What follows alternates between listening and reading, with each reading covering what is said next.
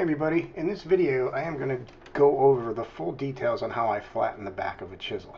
You can see here this is a brand new Dewalt chisel that I'm going to be doing a little series on these chisels. And I just showed you the back. You could see that it wasn't that bad from the factory, but we're going to give it a little bit of going over here on my 1000 grit Shapton stone. This is a ceramic stone.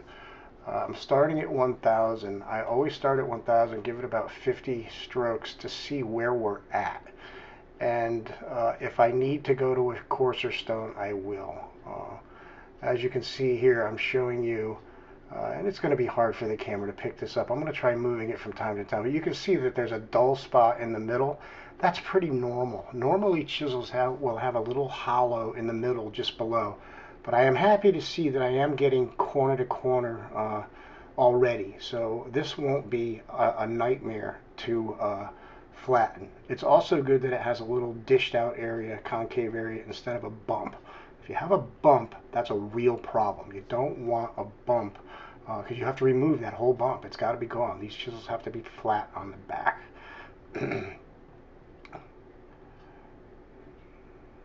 Okay, this is after 2 tries. You can see there that little dish in the upper right hand corner. That's going to take some work to get out. I'm going to continue working out on 1000 grit for a little longer to see how it goes. But as you can see, these chisels don't show up completely flat and sharp out of the factory. To be fair, I think Dewalt did a pretty good job with this chisel. I would say this chisel's flatness is very comparable to the Nerex chisels that I purchased, the basic Nerex bench chisels, not the Richters. The Richters come much flatter. And you know, it just takes time to flatten the back of a chisel. It's something that only has to be done one time, so it's not the end of the world. And a spoiler alert, this video in full form. Now I'm going to edit it and speed it up, so you're not going to have to watch this for 20 minutes. But this video from start to finish was 20 minutes long. So it took me 20 minutes to get the back of this thing completely flat. And that's about normal. So a set of 3 chisels, a set of 4 chisels is going to be an hour and 20 minutes. It's just how long it takes, guys. But remember, it's something that only has to be done once. So I'm going to speed this up on 1000 grit for a little bit, and then we'll be back.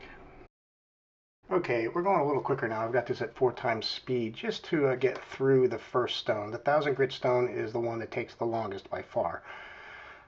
And it is, it's moving along. I can tell you as I move through this at fast pace, it took 9 minutes on the 1000 grit stone to get this completely flat.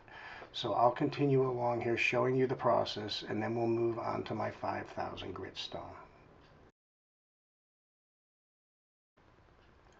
Okay, here's the last pass on the 1000 grit, and this is flat to me now. I'm getting a constant scratch pattern across the bottom. So I'm going to move on to my next stone. That little smudge there is a smudge. The round dish is gone. It is really hard to film a flat reflective chisel with a camera, so kind of take my word a little bit here that we do have a flat back now. So out comes the Shapton 5000 grit. Let me get that put in. We're going to flatten it real quick and move on.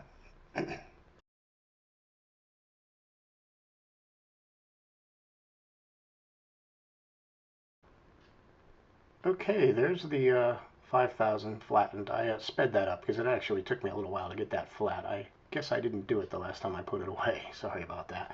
So we sped it up, and we're now going on the 5000. As you can see, you may not notice this, but when I did the 1000, I had the handle closer to me, and now I'm angling the handle away from me. That's to get a different scratch pattern so that I can see the difference from one scratch pattern to the other. That's just something to make it easier to see when you're actually done with one stone and you can move to the next. Now this 5000 grit stone shouldn't take more than maybe 2 or 3 passes here. The first one you can see we're already getting a little bit more shine. I'm going to go a little bit faster here for you now until we're done with the 5000.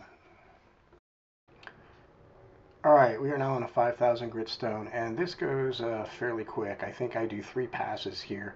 I've sped it up, obviously, because it's very repetitive, but you can see we are getting a much brighter shine now with the 5,000. You can jump, uh, some people go to 4,000. You know, I've seen people go right to 8,000. You can go to whatever grit you want. I like to go 1,000. This is, I think this is 6,000, and then I go to 8,000. And as you can see here now, I am cleaning up this stone, and we're moving on to the 8,000 grit stone. Alright guys, here's the 8,000 grit stone. I am back to having the handle closer to me now, so I keep shifting the direction of the angle just so we see a different scratch pattern. Now the scratch pattern is very minor now. At 8,000 grit, it's pretty much coming out almost clear. I will try to get the camera to show you a good shot of it after 8,000, because it is, you can see it's almost getting mirror-like there. And one more trip with the 8,000, and we'll move on to my final step, which is the strop. And there you can kind of see the mirror finish. We'll get you a better view in a minute. All right, from here we're moving on to the strop. This is a leather strop that I put green rouge on. This is just like a green jeweler's rouge. I'll link that at Amazon below as well. It's a brick that you can get at Amazon that will last you literally a lifetime. It doesn't wear that fast. I do believe I misnumbered my second stone as well. The second stone is a 5,000 grit, not a 6,000. So I go 1,000, 5,000, 8,000, and then strop. I will put links below for the set of stones as well as the strop rouge. If I can find a link for that strop, I'll put it down as well, but I don't remember where I got that. But I'll find a couple for you and link them. The strop is the final step, and it is what's going to get the mirror finish to really show. Okay, as you can see, I do put the strop up on a piece of wood here to give the handle clearance. And maybe 20 strokes on the strop is all I give it, and it gives a nice mirror finish. I'm going to move the chisel around here a little bit to try to get you to see the mirror finish. I'm going to do that. There you can see it there, and I'll move it closer to the camera now.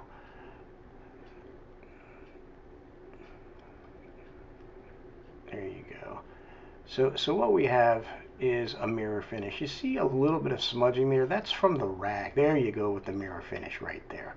Okay, everybody, that is flattening the back on a chisel. This is the Dewalt 3/4 inch. I have the set of 4 here now. I'm going to go over these chisels in a separate video where I'll explain to you how I feel about them. The back flattened nicely, and to be perfectly honest, I'm very happy with it. I think Dewalt did a pretty good job with this for this price point. This is an $8 chisel. To get this flat that quick is pretty good for $8. So thanks for watching. If you haven't subscribed, please go ahead and subscribe. We'll see you tomorrow in the bevel.